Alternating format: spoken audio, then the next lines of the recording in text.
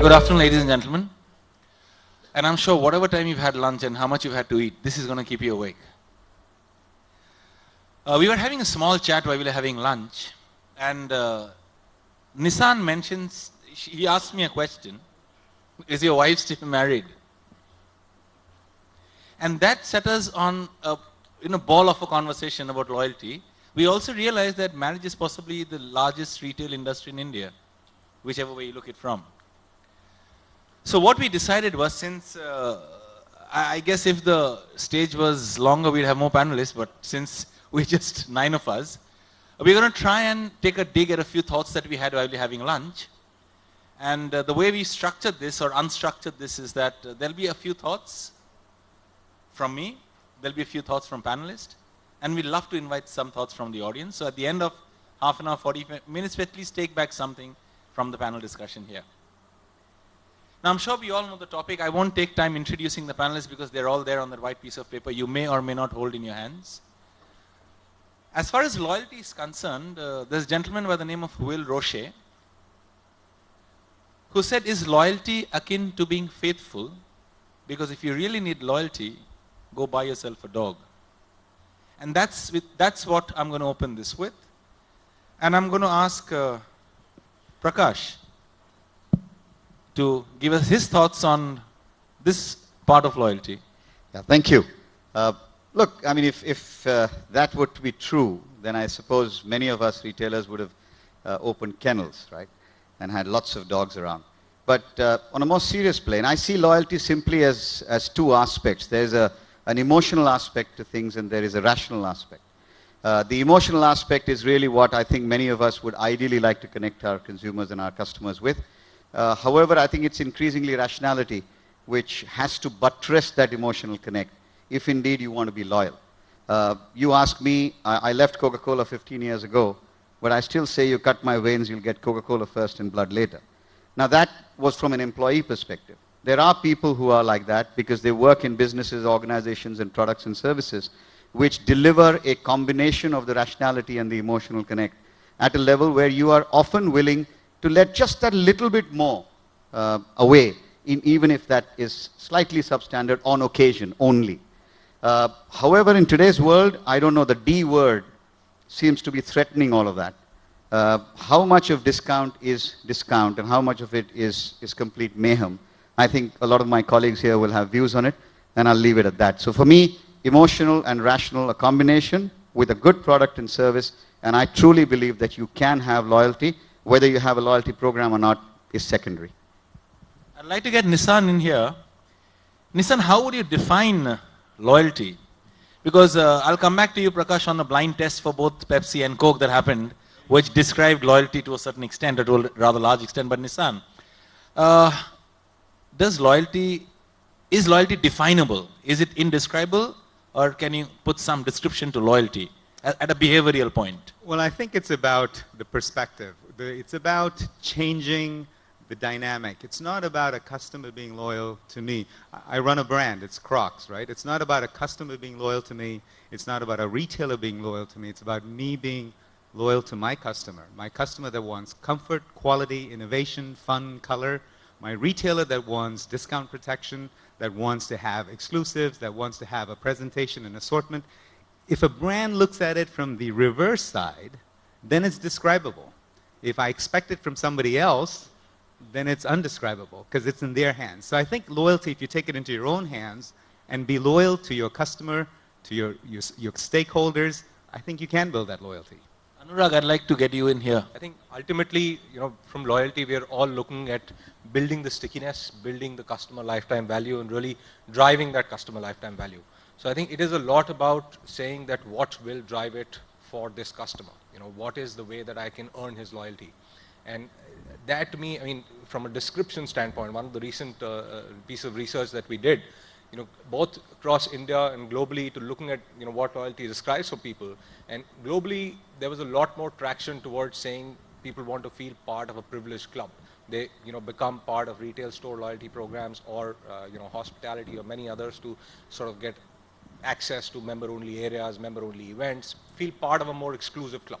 In India, it's still very much about getting the better offers, getting the better deals. It's So to some extent, yes, it is away from loyalty towards just more the next big deal. But at the same time, it is about saying that what can drive for your customer, what attracts him towards it.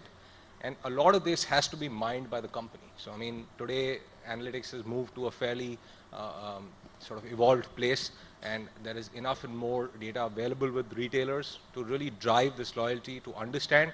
And I can clearly say that the ones who are able to describe it, and I'm seeing it working with several clients on the food service side, on the pure grocery retail side, as well as others, the ones who are able to describe, mine it, and actually offer the right things to their consumers, their same-store growths are almost twice of the others. So it is something that I would say is you can look at, describe, and build from a retailer standpoint, and rather from a customer standpoint.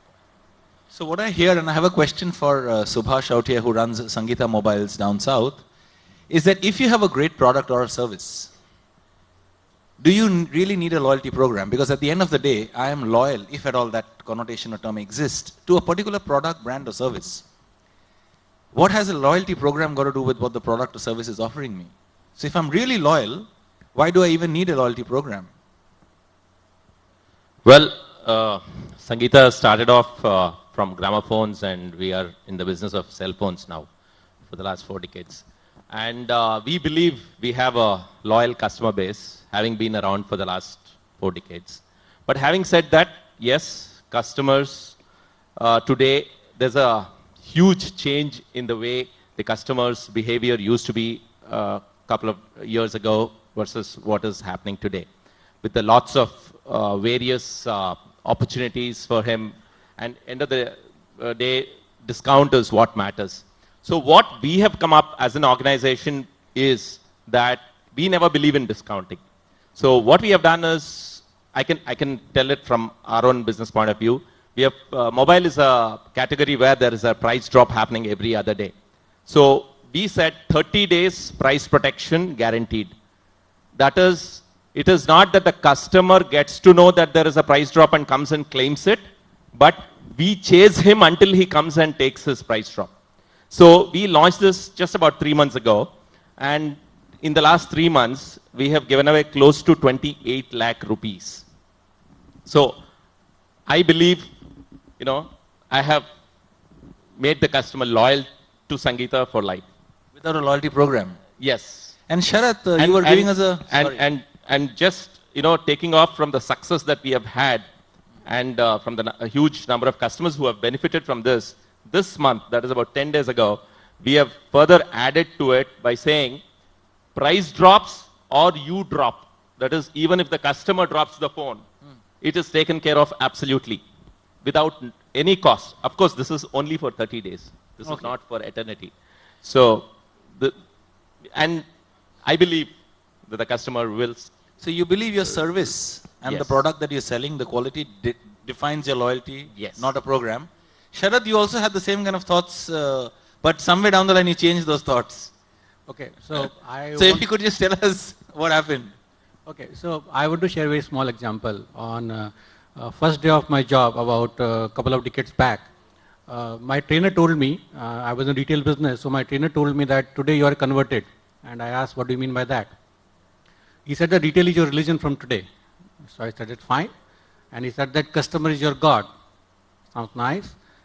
And retail stores are your temple. So I said, that's fair enough.